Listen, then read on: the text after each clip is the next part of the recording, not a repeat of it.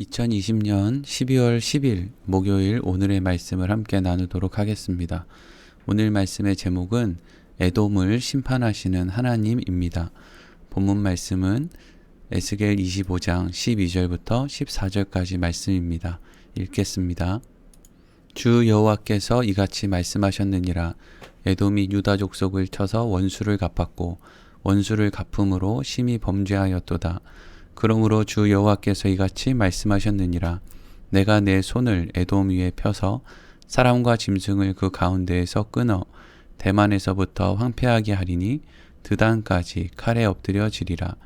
내가 내 백성 이스라엘의 손으로 내 원수를 에돔에게 갚으리니 그들이 내 진노와 분노를 따라 에돔에 행한즉 내가 원수를 갚음인 줄을 에돔이 알리라.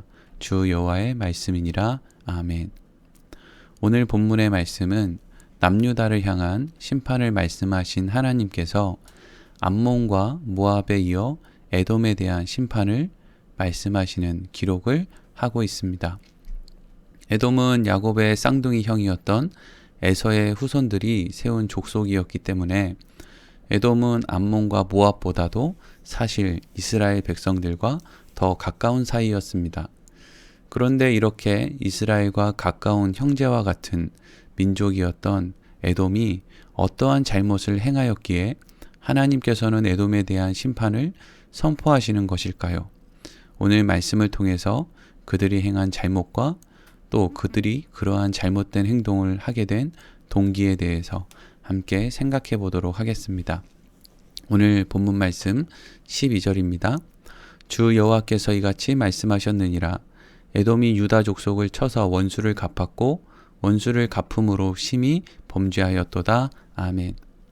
오늘 본문 말씀의 시작은 하나님께서 에스겔 선지자에게 에돔 족속이 유다 족속을 쳐서 원수를 갚았고 원수를 갚음으로 인해서 심히 범죄하게 되었다라고 말하는 것으로 시작됩니다.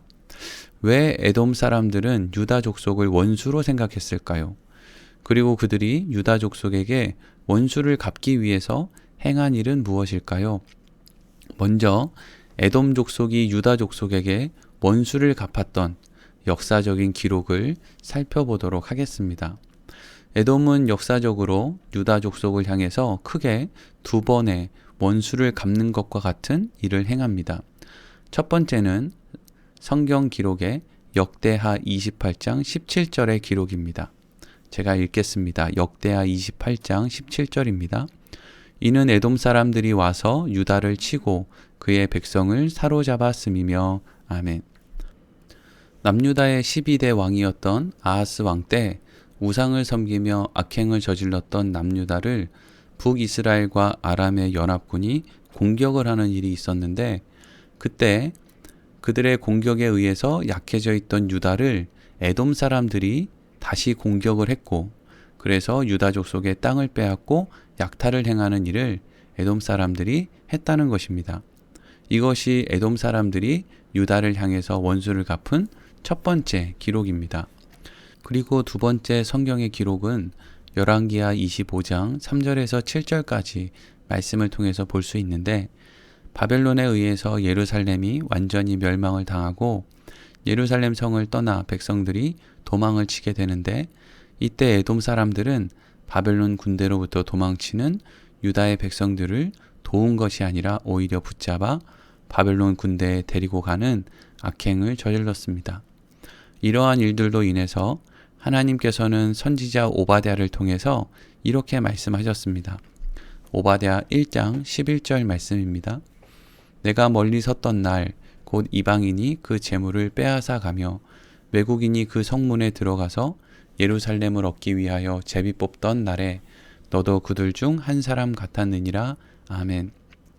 오바댜서는 그 전체의 내용이 하나님께서 범죄한 에돔을 향해 오바댜 선지자를 통해서 심판을 선포하시는 내용을 담고 있습니다. 그런데 그 내용 가운데 에돔이 하나님의 심판을 받게 되는 이유에 대해서 이렇게 기록되어 있는 것을 볼 수 있습니다. 방금 읽었던 오바댜 1장 11절 말씀이죠. 어떻게 되어 있습니까? 내가 멀리 서 있던 날, 즉 남유다가 멸망을 당하는 가운데 에돔은 멀리서 그저 방관하고 있었다는 것입니다. 돕지 않고 멀리서 방관하고 있었다는 것이죠. 그런데 그것이 전부가 아니라 남유다가 망하는 것을 그저 바라보고 있는 것이 전부가 아니라 이어서 어떻게 됐다고 합니까? 오바댜서 1장 11절 뒷부분에 보니까 이렇게 되어 있습니다. 곧 이방인이 그의 재물을 빼앗아 가며 외국인이 그의 성문에 들어가서 예루살렘을 얻기 위하여 제비 뽑던 날에 너도 그들 중 한 사람 같았느니라. 아멘. 이 말씀은 에돔이 이방 사람들과 같이 예루살렘에 들어가서 그들이 약탈을 할 때 이방 사람들과 함께 예루살렘을 약탈했다라고 말하는 것입니다. 즉 이것은 에돔이 남유다의 멸망 가운데 그들을 도와주지 않고 방관했다는 것과 동시에 남유다를 침략해서 그들의 재물을 이방인과 같이 빼앗고 약탈했다는 것을 말해주고 있는 것입니다. 그렇다면 왜 에돔은 형제와 같은 유다 족속이 이방인의 손에 의해서 공격을 받고 망해가는데 그들을 도와주기는커녕 오히려 그들을 원수로 생각해서 그들을 침략하고 오히려 그들을 약탈하는 일을 한 것일까요? 에돔은 에서의 후손으로 야곱의 후손이었던 이스라엘 백성들이 하나님으로부터 복을 받아 가나안 땅을 소유하고 부강한 나라를 이루게 된 것이 원래는 에서가 받아야 할 복을 야곱이 가로챘기 때문에 일어난 일이라고 생각했기 때문이었습니다. 이것은 결국 에돔 사람들이 무엇을 모르고 있었음을 말하는 것입니까? 하나님께서 주시는 복을 사람이 가로챌 수 없음을 모르고 있었다는 것을 의미합니다. 하나님은 사람이 만든 우상이 아니시기 때문에 사람의 속임에 넘어가는 일이 없으신 분이십니다. 하나님께서 원래 에서에게 복을 주시기로 하셨는데 야곱의 속임수에 하나님이 넘어가서 에서에게 줄 복을 야곱에게 주실 일이 없다는 것을 에돔 사람들은 알지 못했다는 것을 의미하는 것입니다. 그러니까 결국 에돔 사람들은 하나님을 사람이 만들어낸 우상과 같이 생각하고 있었다는 것을 의미하는 것이죠. 그래서 하나님께서는 에돔에 대해서 오늘 말씀을 통해서 무엇이라고 하십니까? 오늘 본문 말씀 13절과 14절입니다. 그러므로 주 여호와께서 이같이 말씀하셨느니라. 내가 내 손을 에돔 위에 펴서 사람과 짐승을 그 가운데에서 끊어 대만에서부터 황폐하게 하리니 드단까지 칼에 엎드려지리라. 내가 내 백성 이스라엘의 손으로 내 원수를 에돔에게 갚으리니 그들이 내 진노와 분노를 따라 에돔에 행한즉 내가 원수를 갚음인 줄을 에돔이 알리라. 주 여호와의 말씀이니라. 아멘. 하나님께서는 남유다의 멸망 가운데 방관하고 심지어 그들을 약탈하는 일에 동참했던 에돔을 향해서 심판을 선포하셨습니다. 그런데 이 심판은 잠깐의 어려움을 말하는 것이 아니라 에돔이라고 하는 민족이 역사 속에서 완전히 사라지게 될 것임을 말씀하시는 것이었습니다.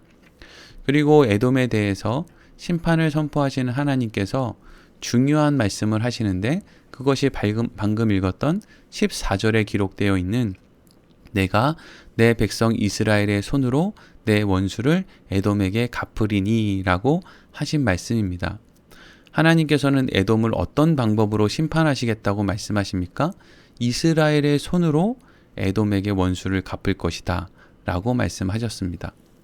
바벨론에 의해서 망해버린 남유다가 70년 이후에 다시금 힘을 회복한 이후에 회복된 남유다의 손에 의해서 에돔이 완전히 멸망을 당할 것이라고 말씀하신 것입니다. 그리고 그렇게 하시는 이유에 대해서 무엇이라고 말씀하십니까? 이스라엘 백성이 여전히 하나님의 백성이기 때문이라고 말씀하셨습니다. 하나님의 이러한 에돔에 대한 심판의 예언은 기원전 126년 남유다의 대제사장이었던 힐카누스라고 하는 사람이 에돔 땅을 점령한 뒤에 에돔 족속에게 강제로 할례를 시키고 그 민족 자체를 남유다에 편입시켜 버림으로 온전히 성취됩니다. 우리는 오늘 본문의 말씀을 통해서 중요한 한 가지 사실을 알 수 있습니다. 그것은 하나님께서 주시는 복을 사람의 힘으로 그리고 사람의 계획으로 결코 빼앗을 수 없다는 것입니다. 야곱이 에서에게 팥죽을 팔아 장자권을 얻었고 야곱이 아버지 이삭을 속여서 에서를 대신해서 장자의 축복을 받았습니다. 우리는 창세기의 기록을 통해서 이미 알고 있습니다. 그런데 성경은 야곱이 에서에게 장자권을 샀고 또 아버지 이삭으로부터 장자의 축복을 받았기 때문에 하나님의 복을 받았다라고 말하고 있지 않다는 것이죠. 하나님께서는 야곱이 형 에서에게 그리고 아버지 이삭에게 행한 일을 모르시지 않았습니다. 그러나 하나님께서는 그 모든 것을 알고 계셨음에도 야곱에게 복을 주셨고 이스라엘이라고 하는 나라를 세우셨습니다. 애초에 하나님께서는 야곱이 자격이 없는 사람이라는 것을 알고 계셨고 야곱으로부터 세워진 이스라엘이라고 하는 나라도 애초에 자격이 없는 나라였던 것입니다. 야곱이 에서로부터 자격을 빼앗았기 때문에 복을 받은 것이 아니라 야곱은 에서로부터 그런 자격을 빼앗지 않으면 안 되는 정말 힘이 없고 자격이 없는 사람이었기 때문에 하나님께서 야곱에게 복을 주시기로 하셨다는 것이죠. 사랑하는 성도 여러분, 오늘날 예수 그리스도를 믿는 사람들은 어떻게 하나님의 복을 받아 예수 그리스도를 믿게 되었습니까? 우리가 하나님을 알지 못하는 사람들과 예수 그리스도를 믿지 않는 사람들보다 더 나은 것이 있기 때문입니까? 아니면 다른 사람들로부터 우리가 어떤 자격을 속여 빼앗았기 때문입니까? 그렇지 않습니다. 모든 것은 자격 없는 사람들에게 하나님께서 친히 주신 은혜로 인해서 일어난 것입니다. 그렇기 때문에 하나님의 은혜를 통해서 예수 그리스도를 믿게 된 놀라운 복을 받은 우리는 그 누구로부터 우리가 얻은 복을 빼앗길 수가 없는 것입니다.